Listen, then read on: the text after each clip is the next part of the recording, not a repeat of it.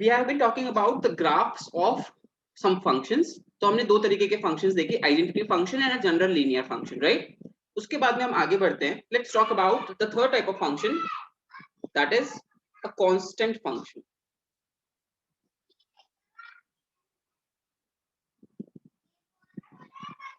Okay, as the name suggests, constant functions, constant function क्या होता है? जिसमें output will never change, output will remain as it is. बात समझ में आ रही है क्या? तो इसका डेफिनेशन क्या होता है? y is equals to constant और f of x is equals to constant.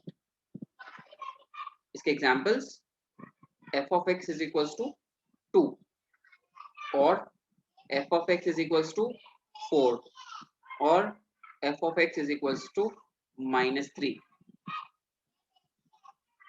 ठीक है, हमने इफ यू रिमेम्बर हमने 10th क्लास में भी y is equals to 2 का ग्राफ बनाया था.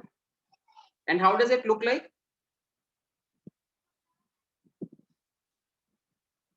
एनीवन?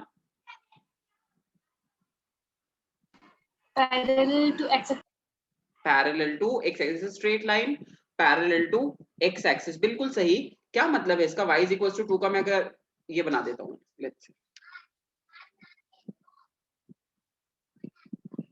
इसका क्या मतलब हुआ कि देखो x is equals to 1 पे भी गए तो भी आउटपुट क्या आएगा? 2 आएगा. 2 पे गए तो भी आउटपुट क्या आएगा? 2 आएगा. 3 पे गए तो भी आउटपुट क्या आएगा? 2 आएगा. 4 पे गए तो भी आउटपुट क्या आएगा? 2 आएगा, एंड सो ऑन. -1 पे गए तो भी आउटपुट क्या आएगा? 2. -2 पे भी जाएंगे तो भी आउटपुट क्या आएगा? 2. समझ में आती है क्या सबको बात? Yes, sir. Yes, sir. Okay, if I have fx is equals to -3, तो -3 का ग्राफ का नीचे बन जाएगा क्या? y is equals to -3. Any problem, anyone? No, sir. Okay, so मैंने कहा let's say f of x is equals to 2 है. Now find the value of f10. f of 10 क्या आएगा?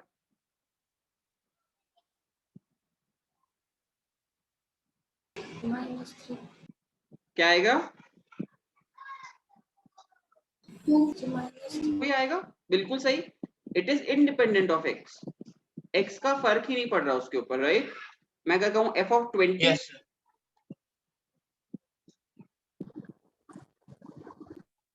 2 ही आएगा अभी भी. तो भी 2 है ना. f of -100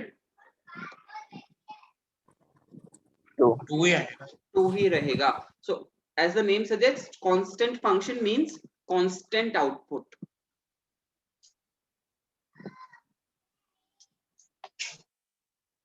बात समझ में आ रही है क्या सबको? Yes, sir.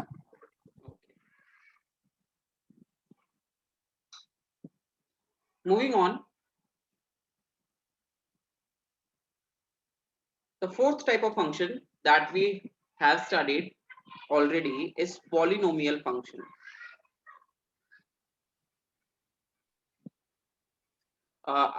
I don't remember, मतलब मुझे ध्यान नहीं है, I don't remember whether I have ever given you the general representation of a polynomial. Today I will give it. Okay, so a very basic general representation of a polynomial is a0 x की power n plus a1 x की power n minus 1 plus a2 x की power n minus 2 till an. क्या मतलब होता है इसका कि देखो x की पावर n जो है वो हाईएस्ट है, फिर x की पावर n माइनस 1 आ सकती है, x की पावर n माइनस 2 आ सकती है, लास्ट में x की पावर 0 तक आ सकता है. यस और नो? Yes, sir. ये जो a0, a1, a2 ये सब क्या है? ये सारे कोएफिशिएंट्स कहलाते हैं. क्या कहलाते हैं? Coefficients, right?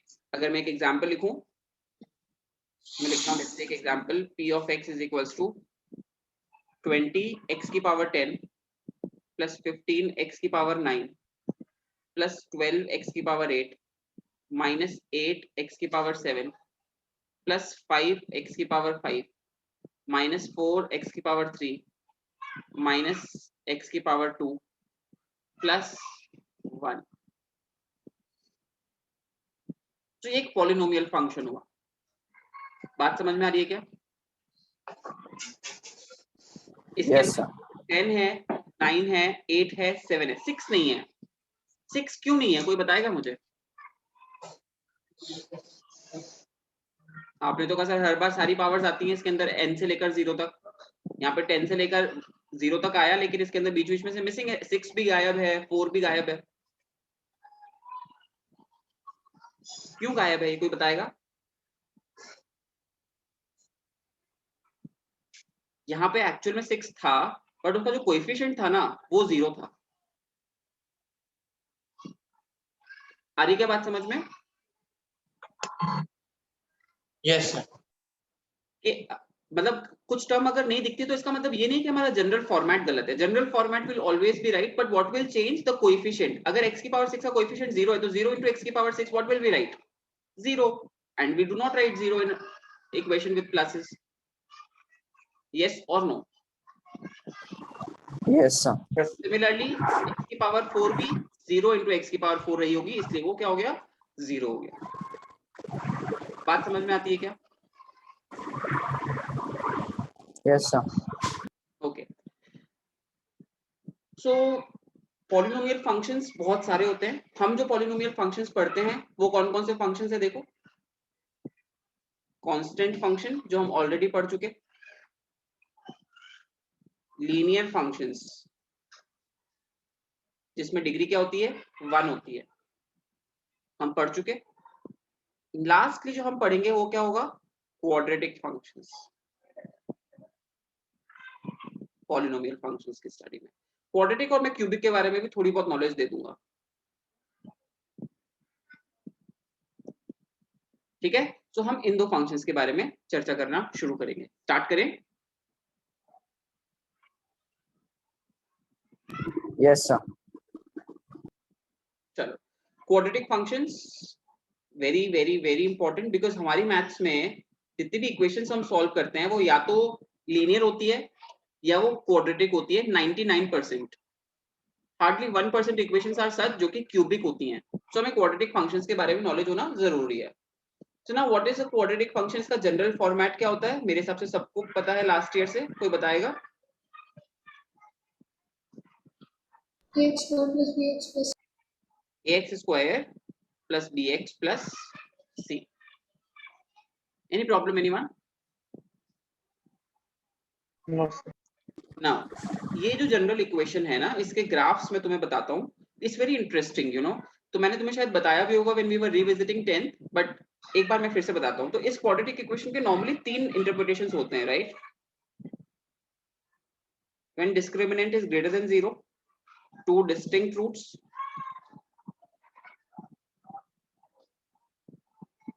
Right?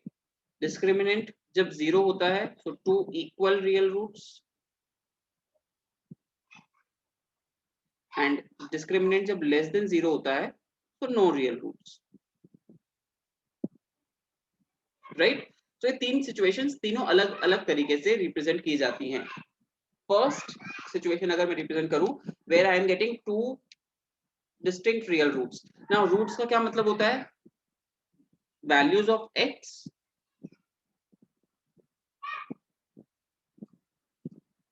where y is equals to 0. yes or no?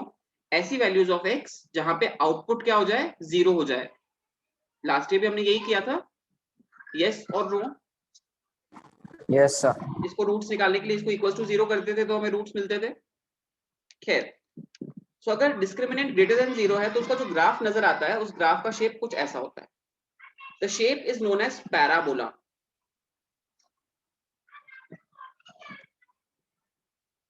The shape is known as parabola, and it is intersecting the x-axis at 2 distinct points because I have 2 distinct real roots.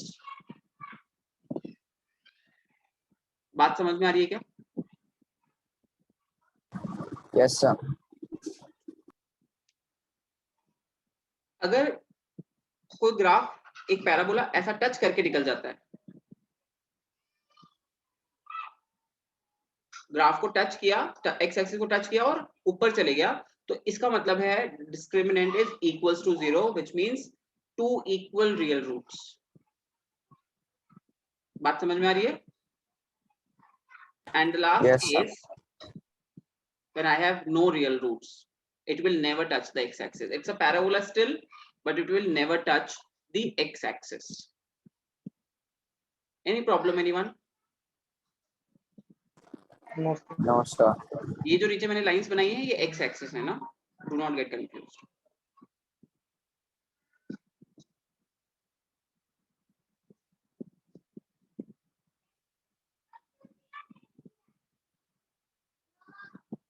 ठीक है, यही curves कभी कभी ऐसे भी दिखाई देते हैं।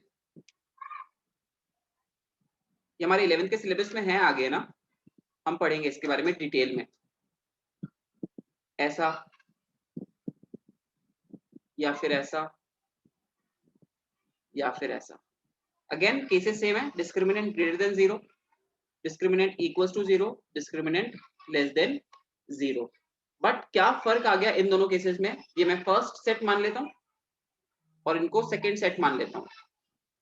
क्या फर्क है दोनों में? In this first case a जो है वो ग्रेटर देन 0 है, मतलब coefficient of x square is positive, okay.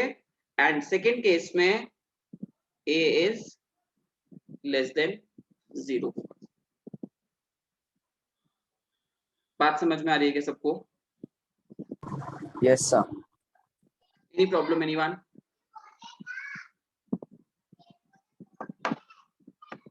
Now एक स्पेशल ग्राफ जो तुम्हारी बुक में पर्टिकुलरली गिवन है क्वाड्रेटिक इक्वेशन का, जैसे ये तो मैंने जनरल फॉर्मेट्स बताए, राइट? इसका एक स्पेसिफिक केस जो तुम्हारी बुक में नॉर्मली गिवन है वो क्या है? एक स्पेसिफिक केस ले रहा हूं, f of x is equals to x square. Now you can draw this graph on your own. कैसे, मैं बताता हूं। सबसे पहले ये देखो कि क्या a पॉजिटिव है या नेगेटिव है। Positive. a is पॉजिटिव, इसका मतलब पैराबोला अपवर्ड्स बनेगा, yes और no? Yes, sir. नाउ इसके जो रूट्स हैं, इसका जो डिस्क्रिमिनेंट है, क्या वो इक्वल रियल रूट्स है या डिस्टिंक्ट रियल रूट्स है? इसके अगर रूट्स निकालूंगा तो मेरे रूट्स क्या आएंगे? 0 और 0 आएंगे क्या?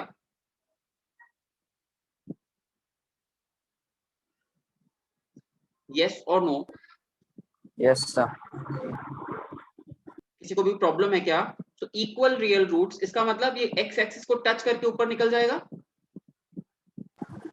Yes, sir. तो इसका जो ग्राफ होता है वो ग्राफ कैसा होगा?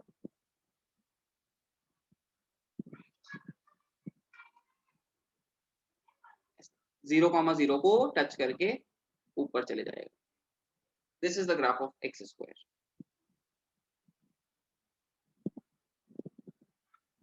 बात समझ में आ रही है क्या?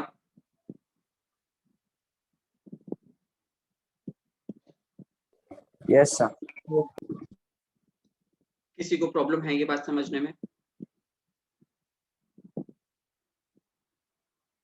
Okay.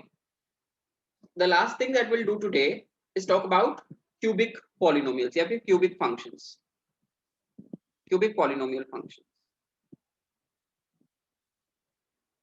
Again, not something very important, but still एक बार नाम आया है तो मैं थोड़ा सा बात कर लेता हूँ इसके बारे में। तो इसका जनरल फॉर्मेट हम क्या लेंगे? ax cube plus bx square plus cx plus d, और इसका जो जनरली ग्राफ बनता है वो कुछ ऐसा बनता है।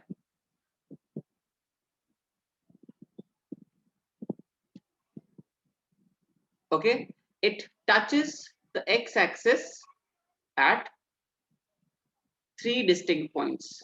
Sometimes it may just touch twice. Okay, it will not be like that. It will be like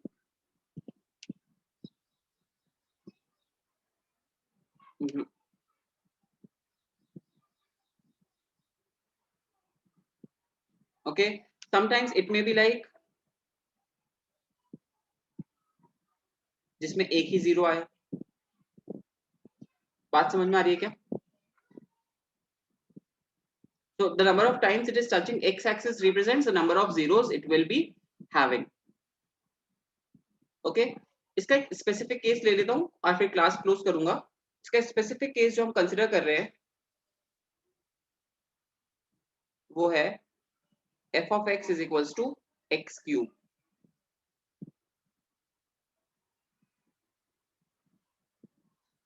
देखो इसके सारे के सारे जीरोस क्या है? 0 0 0 ये क्या?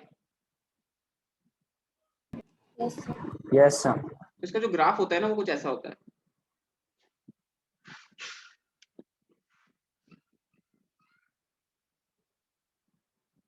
एक्स एक्सिस को टच करके नहीं करता।